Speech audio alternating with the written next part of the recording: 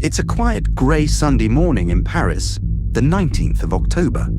The world's most visited museum, the Louvre, is just beginning its day, with the first trickle of tourists heading for the masterpieces. But for a select few, this morning wasn't about admiring art, it was about taking it. In less than 8 minutes, a skilled team stole 88 million euros worth of French crown jewels and vanished into the city. The robbery started a global manhunt and exposed major security problems at the Louvre. That's why I am rich. Though I got no money, no. I am rich. Isn't it funny, though? As the clock ticked past 9:30 a.m. on that Sunday, 30 minutes after the Louvre had opened its doors to visitors, crowds began filling in beneath the famous glass pyramid. On the quieter, Seine-facing side of the museum, a different scene was unfolding.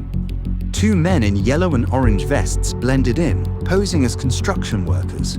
They began operating a furniture lift to make their way inside, but there was nothing ordinary about them. They were thieves. Days earlier, on October 10th, the thieves had set their plan in motion. Using a pretext, they contacted the company that owned the lift truck, claiming it was needed for a move. An appointment was made, and when the time came, they arrived. They threatened the company's employees and, without further incident, walked away with the truck. The theft was reported in Louvres, about 20 kilometers north of Paris. Interestingly, the town's name resembles that of the Musée du Louvre. 2 members, their faces concealed with balaclavas, accessed a second-floor window. This was the weak point, a blind spot in the museum's perimeter CCTV coverage. Using a circular saw, they cut through a window to gain entry to the south end of the Apollo Gallery. As soon as the intruders were spotted, a staff member alerted the command center by radio, setting the response in motion. At 9:35 a.m., the team bypassed dozens of other artifacts and went straight for 2 display cases. Using disc cutters, the robbers quickly sliced through the glass and grabbed the jewels. Meanwhile, security officers began evacuating visitors. The museum manager immediately called the nearby police station to report the theft and request urgent assistance. The thieves slipped away through the same window, vanishing with 9 of the gallery's most priceless jewels, valued at a staggering 88 million euros. Each piece belonged to France's 19th century royalty, encrusted with diamonds and precious gemstones. Among them were tiaras, necklaces, earrings, and even a crown. Descending back down the side of the museum, the thieves made their escape, then attempted to set fire to the lift, but were intercepted by the security guards. 2 accomplices waited nearby on Yamaha Tamac scooters, ready to speed them away into the Parisian streets. They fled along the banks of the Seine, disappearing into traffic before merging onto the Boulevard Périphérique and then the A6 autoroute heading south. In their rush, they abandoned angle grinders, gloves, a vest, and other equipment. Soon after, the police arrived and realized the full extent of the theft.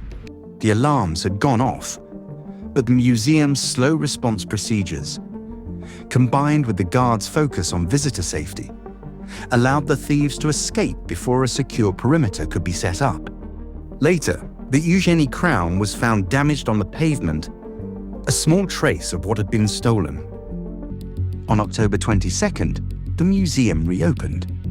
Prosecutor Becquois stated that around 100 investigators were working on the case, alongside forensic experts analyzing surveillance footage and 150 samples collected from the lift basket inside the museum and on recovered items. The investigation continued to unfold rapidly. By October 26th, Prosecutor Becquois revealed that arrests had been made on Saturday evening, including one suspect who was preparing to flee the country from Paris Charles de Gaulle Airport.